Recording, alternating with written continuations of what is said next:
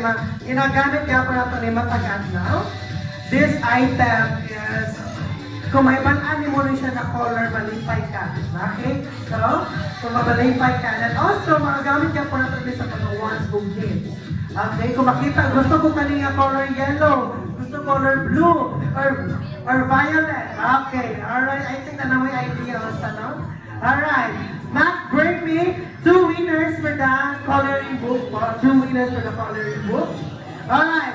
Mac, bring me a bills na 1,005, 4, 3, 2, 1. Okay. Okay, alright. Okay, narasan.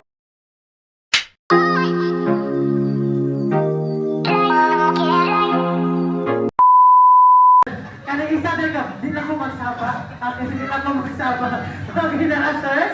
Congratulations. Sana ko na lang ko sa inyo, ano? 1K nga bills. Alright. I think wag matungkot. Okay, for the next Mac breaking. For the tumblers, 2 winners for the tumblers for the Mac breaking. Okay? Mac bring me. Ginadala-dala ni sa mga babaeng lalaki. Alright, ginadala-dala ni siya. Ang kanya is part siya sa tuwang body. Okay? Kung wala ni siya, dili na magwapo or magwapo. Okay? Then, Mac, bring me a. And then also, kanina item is, every time na madakuta, mugawas di siya. Okay? O sa kaya na siya na item, no? Alright. Mac, bring me a. Upan in 5, 4, 3, 2, if malay uban, pangitaas uban. 2, 3. Okay, kung walay uban, blonde na lang na hair. And 5, 4, blonde hair. And 5, 4, 3, 2, 1. And, okay, check. Okay, blonde. Asa takiyaan siya. Okay, so kahit blonde si Ma'am, sige, acceptable. Kani Ma'am, asa pa rin ang blonde? Asa rin ang blonde, okay? Okay, di siya acceptable kay Ma'am. I need 1 winner, Gapon. 1 winner. And 5, 4, 3. Okay, alright. Okay, congratulations, Ate Sir. Okay. Okay, for the next Mac, bring me. Okay. Mac, bring me this item here. Ginagamit ginagamit niya po na ito sa pagkakadlaw.